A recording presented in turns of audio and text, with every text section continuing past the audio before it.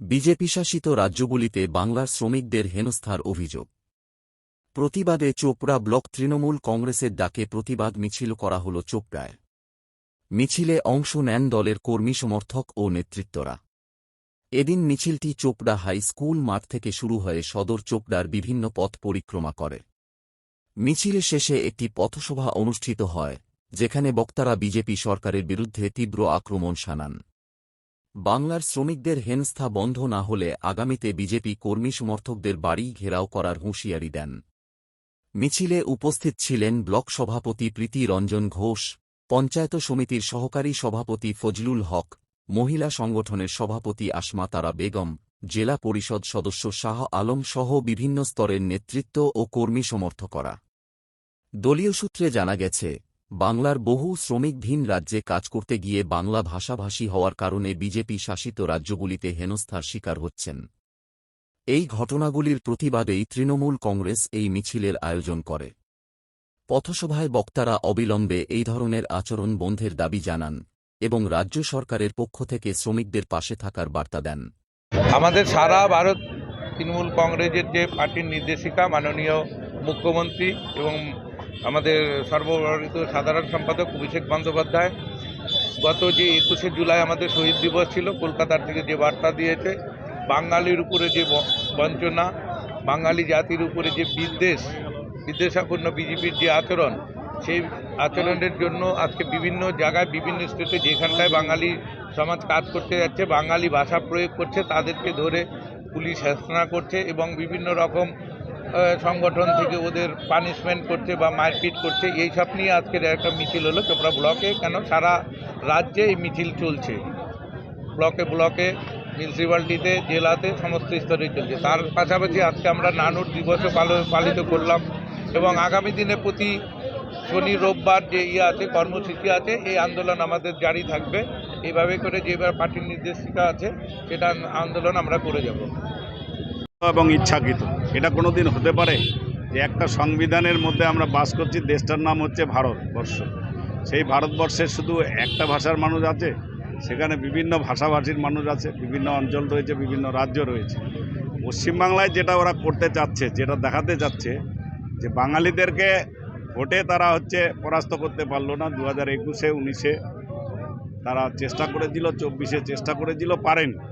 তাহলে ওরা কোনো রকম আরেকটা পরিকল্পনা করে বাঙালিদেরকে এইভাবে পর্যুদস্ত করে সেখানে বাংলা দখল করা যায় কিনা, এই মূর্খের স্বর্গে বিজেপি বাস করছে আজকে।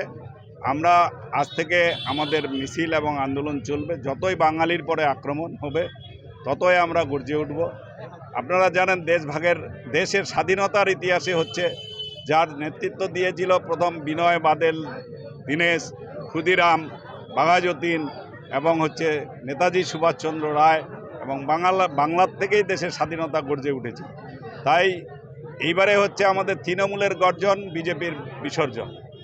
এবারে আমাদের বাঙালির গর্জন, আর আগামী দিনে বিজেপির বিসর্জন। এই বিজেপির বিসর্জন দেওয়ার জন্য আমরা পথে নেমেছি, পথে থাকব এবং বিজেপি যত চক্রান্ত করবে আমরা আমাদের সংগঠনকে আরও বৃদ্ধি করব, আরও মজবুত করব, আরও বাঙালিরা ঐক্যবদ্ধ হবে। এই নিয়ে আজকে আমাদের মিছিল এবং আন্দোলন। গতকালকে আমাদের সভা হয়েছে, জেলার সভা হয়েছে, আজকে আমরা নেমেছি। আগামী দিনে পথেই আছি, পথেই থাকব, পথেই দেখা হবে বিজেপির। এবং পথের মধ্যে মানুষ তারা গণতান্ত্রিক পদ্ধতিতে বিজেপিকে খবর দেবে, বিজেপিকে বিসর্জন দিবে। যার নমুনা 19 দেখিয়েছে, যার নমুনা 21 দেখিয়েছে, যার নমুনা পশ্চিমবাংলায় 24-এ দেখিয়েছে, আগামী 26-এ তাদের খুঁজে পাওয়া যাবে না। আপনি যে প্রশ্নটা জিজ্ঞাসা করলেন সেটাই প্রশ্ন করেছেন যে বিজেপি শাসিত রাজ্যতে, বাকি রাজ্যতে তো হচ্ছে না, বিজেপি শাসিত রাজ্যতেই কেন হচ্ছে? কারণ ওনাদের যেটা বুঝতে পারছেন ওনারা, যে পশ্চিমবঙ্গে ওনারা কোনো দিনও সিধাভাবে এবং উন্নয়ন দেখিয়ে জিততে পারবেন না। ওনারা অনেকবার চেষ্টাও করেছেন, এর আগেও বিধানসভা ইলেকশন যেগুলো গত বছর গেছে, সেই বিধানসভাগুলিতে ওনারা এই যে কমিউনাল অ্যাঙ্গেল নিয়ে এসেছিলেন, যে হিন্দু মুসলিমের বিরুদ্ধে একটা অ্যাঙ্গেল লাগিয়ে দিয়ে, একটা রাইট বা কিছু লাগিয়ে দিয়ে যেন আমরা ভোট ব্যাঙ্কটাকে বা ভোটার্সদেরকে বাইফার্কেট করতে পারবো বা পাশে ডিফারেন্সিয়েট করতে পারবো ধর্ম on the basis of religion, সেই জিনিসটা ওনারা এখন বুঝতে পেরেছেন। সেটা এখন পশ্চিমবঙ্গে সম্ভব না, কারণ পশ্চিমবঙ্গের নাগরিক সচেতন, ওনারা ভালো মতো শিক্ষিত মানুষ। ওনারা জানেন যে এইসব শুধু একটা ট্যাকটিক্স বা স্ট্র্যাটেজি জিতার জন্য বিজেপির, ওনারা কোনোদিনও এই দেশের হিত চাননি, ওনারা কোনোদিনও এই দেশকে এগিয়ে নিয়ে যেতে পারবেন না। ওনারা এখন যে জিনিসটা বিহারেও বুঝতে পেরেছে, বিহারের জনগণও অনেকটাই বুঝতে পেরেছেন যে যেহেতু বিজেপি এত বছর ধরে রয়েছেন, এত করাপশন ওনাদের রাজ্যে, যে ধারে প্রায় মোটামুটি 12 থেকে 13টা ব্রিজ, যেগুলো নতুন ব্রিজ, নতুন রাস্তাগুলো ভেঙে পড়ে গেছিলো, ওনারা বুঝতে পেরেছেন যে এই বিজেপি গভর্নমেন্টে শুধু করাপশানই রয়েছে, করাপশান ছাড়া আর কিছু নেই। তো সেই জায়গায় যেহেতু বিহারের জনগণ সচেতন হয়ে গেছে, ওনারা বুঝতে পেরেছেন যে এখানটাও জেতা খুবই মুশকিল হয়ে যাবে। তাই আমরা দেখতে পেরেছি নতুন করে যে ওনারা একটা স্ট্র্যাটেজি নিয়ে এসছে, SIR বলে, স্পেশাল ইন্টেন্সিভ রিভিশন যেটা বলে। মানে এখন মানে যেগুলো মাইনরিটি ভোটার্স রয়েছে ওনাদেরকে হেনস্থা করার চেষ্টা করতেছে, ওনাদেরকে মানে ভোটার লিস্ট থেকে বাদ দেওয়ার চেষ্টা করতেছে। তো সেই জিনিসটা যেন পরবর্তীকালে আমাদের পশ্চিমবঙ্গে না আসে, আমাদের দিদি, আমাদের জননেত্রী ওনার নির্দেশে আমরা প্রতিটি ব্লকে ব্লকে আমরা এই প্রতিবাদ মিছিল করতেছি।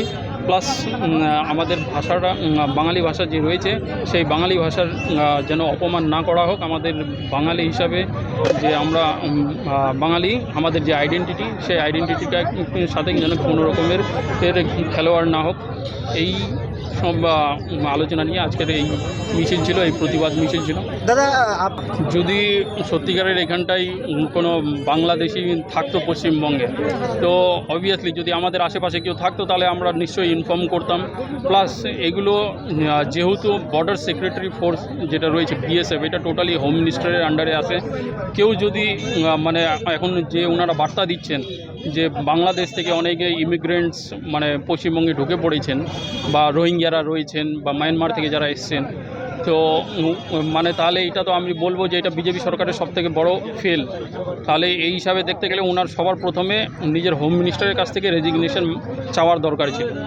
তো আমরা যতটুকু জানি আমাদের পশ্চিমবঙ্গে কোনো বাইরের মানুষ থাকে না, যদি থাকে আমাদের আইন ব্যবস্থা রয়েছেন, আমাদের পুলিশ ব্যবস্থা রয়েছে, ল অ্যান্ড অর্ডার রয়েছে, ওনারা ভালো মতো মানে খুঁজে বার করে নিতে পারবেন। ওনারা যদি মানে কারোর উপর সন্দেহ করেন তো সেখানটায় গিয়ে ভেরিফাই করে যদি সত্যিকারে কেউ বাইরের বা বিদেশি বেরোন, তাহলে ওনাদেরকে যে কর্মসূচি রয়েছেন, ওনাদের যে প্রোটোকলস রয়েছেন, সেটা মেনে চলবেন।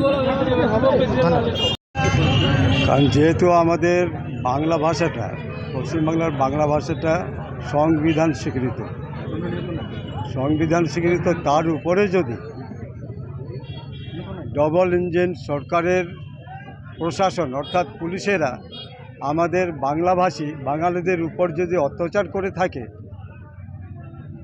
যারা বাংলা কথা বলবে তাদের বাংলাদেশি মনে করে অ্যারেস্ট করে এবং বাংলাদেশে পাঠাবার চেষ্টা করে। অনেক আমাদের বাংলার পর্যায়ী শ্রমিক বিভিন্ন স্টেটে আছে, ওদের উপর যা অত্যাচার, পুলিশি অত্যাচার, মারপিট, এমনকি নাংটা করে মারপিট পর্যন্ত করেছে আমাদের বাংলাভাষী শ্রমিকদের উপর। তো আমার কথা হলো, যদি ওরা আমাদের বাঙালটাকে দখল করতে চায়, কিন্তু এইভাবে কোনো দিন দখল করতে পারবে না, দখল করতে পারবে না। ওরা যদি শান্তিভাবে আমাদের বাংলার সাধারণ মানুষকে শান্তভাবে যদি রাখতে চায়, শান্তিভাবে রেখে যদি আমাদের বাংলায় যদি উন্নয়ন করতে চায় এবং সেই রকম দৃষ্টিভঙ্গি রেখে যদি ওরা চলতে থাকে, আশা করছি যে ওরা একটু শক্তিশালী হতে পারে, কিন্তু বাংলা দখল করতে পারবে না। আর যেভাবে ওরা শুরু করেছে, আমাদের বাংলার সাধারণ মানুষ, আমরা তৃণমূল কংগ্রেস কর্মীরা আন্দোলন করছি, এটা ঠিক, কিন্তু আমাদের বাংলার সাধারণ মানুষ এই ডবল ইঞ্জিন সরকার বিজেপিকে বাংলা থেকে প্রত্যাখ্যান করবে, কোনো মতেই ভোট দেবে না, এটা আশা করছি বাংলার সাধারণ মানুষ। কারণ বিভিন্ন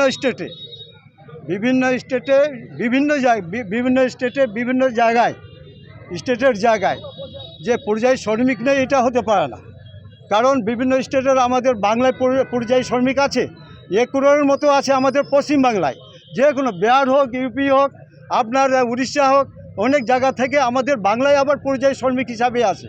যদি আমরা সেটা বলে থাকি যে এখানে উন্নয়নের জন্য আমাদের বাংলার পরিযায়ী শ্রমিক বিভিন্ন জায়গায় কাজ করছে, তাহলে আমরাও বলবো সেই শুভেন্দু অধিকারীকে এবং বিজেপি সরকারকে যে আপনারা যেদিকে বিজেপি সরকার আছে সেদিকের শ্রমিকদের আটকান, আমাদের বাংলায় যাতে না আসে সেদিকে আটকান, সেদিকে উন্নয়নটা করুন। প্রথমে আমরা বাংলাতে উন্নয়ন পেয়েছি, উন্নয়ন আছে, উন্নয়ন চলতে থাকবে। দিদি কোনো দিন আমাদেরকে ফেলে দেয়নি, আমাদের গ্রামকে উন্নয়ন করেছে, আমাদের সাধারণ মানুষকে উন্নয়ন করেছে, আমাদের মা বোনদের উন্নয়ন করেছে এবং স্কুল যে আছে স্কুলের ছাত্রছাত্রীদের উন্নয়ন করেছে। আমাদের কোনো রকম কোনো অসুবিধা নেই। তো শুভেন্দু অধিকারী বলতে পারে সে বিজেপির লোক, বলুক, সে বলতে পারে, সে শুভেন্দু অধিকারী বলুক না, আমাদের কোনো যায় আসে না। দিদি চলছে, চলতে থাকবে, দিদির সাথে আমরা আছি, আমরা চলতে থাকবো এবং থাকবো, কারণ কোনো দিন দিদিকে আমরা ছাড়ছি না। এবং আরও বিশেষ করে, আরও বেশি করে, বিশেষ করে আবার বেশি করে শুভেন্দু অধিকারীর জন্যে এবং নরেন্দ্র মোদীর জন্য, অমিত শাহর জন্যে আমাদের পশ্চিম বাংলার সাধারণ মানুষ দিদির পাশে আছে, দিদির পাশে আছে। কোনো দিন আটকাতে পারবে না আমাদের সাধারণ মানুষকে, এইভাবে কথা বলে আটকাতে পারবে না।